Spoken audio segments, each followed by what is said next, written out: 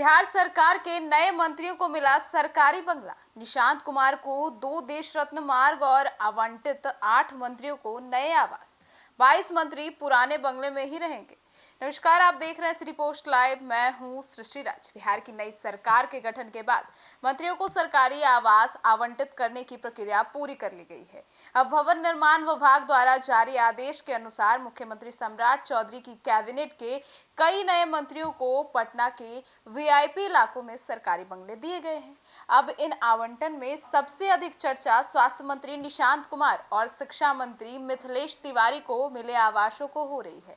स्वास्थ्य मंत्री निशांत कुमार को राजधानी पटना के प्रतिष्ठित 2 देश रत्न मार्ग स्थित सरकारी आवास का आवंटन किया गया है, जबकि शिक्षा मंत्री मिथिलेश तिवारी को 13 हार्डिंग रोड का बंगला मिला है।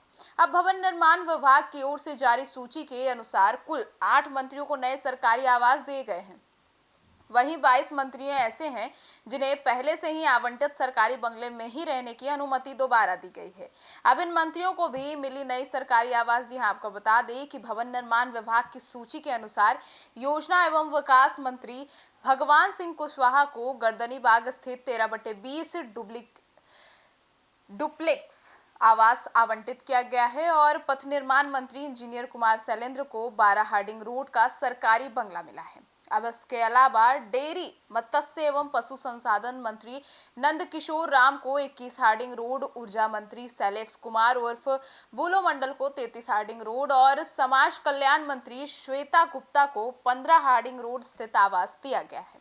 वहीं पर्यावरण, वन एवं जलवायु परिवर्तन विभाग के मंत्री रामचंद्र प्रसाद को गर्दनीबाग में 10/20 डुप्लेक्स आवास आवंटित किया गया है। अब राजधानी पटना के हार्डिंग रोड और देश रत्न मार्ग को सत्ता और प्रशासन का बेहद महत्वपूर्ण इलाका माना जाता है। यहाँ मंत्री, वरिष्ठ अधिकारी और बड़े राजनीतिक पदों पर बैठे नेताओं के सरकारी आवास स्थित हैं। अब पदभार संभालते ही मंत्रियों ने बड़े बड़े संकेत दे दिए।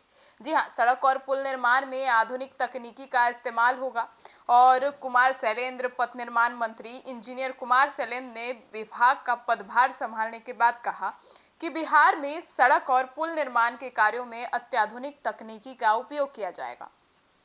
उन्होंने कहा कि राज्य के अभियंताओं को आधुनिक तकनीकी प्रशिक्षण के लिए महाराष्ट्र और गुजरात जैसे राज्यों में भेजा जाएगा, ताकि बिहार में भी बेहतर इंफ्रास्ट्रक्चर विकसित किया जा सके। उन्होंने कहा कि वे स्वयं सिविल इंजीनियर्स हैं और अपनी तकनीकी क्षमता का उपयोग विभाग कार्यों में भी करेंगे। मंत्री ने कहा कि किसी भी राज्य का देश के विकास की रीढ़ मजबूत सड़क व्यवस्था होती है और बिहार सरकार इस दिशा में गंभीरता से काम करेगी। जनहित और डेटा आधारित नीति पर भी जोर दिया जाएगा। जी हाँ, यह बात भगवान सिंह कुशवाहा ने कहा है। योजना एवं विकास मंत्री भगवान सिंह कुशवाहा ने भी पदभार ग्रहण करने के बाद विभागीय अधिकारियों के साथ समीक्षा बैठक की है। उन्होंने कहा कि राज्य सरकार की विकास योजनाओं की समयबद्ध मॉनिटरिंग और डेटा आधारित नीति निर्माण को और भी अधिक मजबूत किया जाएगा। विभाग के अपर मुख्य सचिव डॉक्टर एन विजयलक्ष्मी ने मंत्री को विभाग की प्रमुख योजनाओं और जो सांख्यिकी है, कार्यों और विकास कार्यक्रमों की विस्तृत जानकारी भी दी।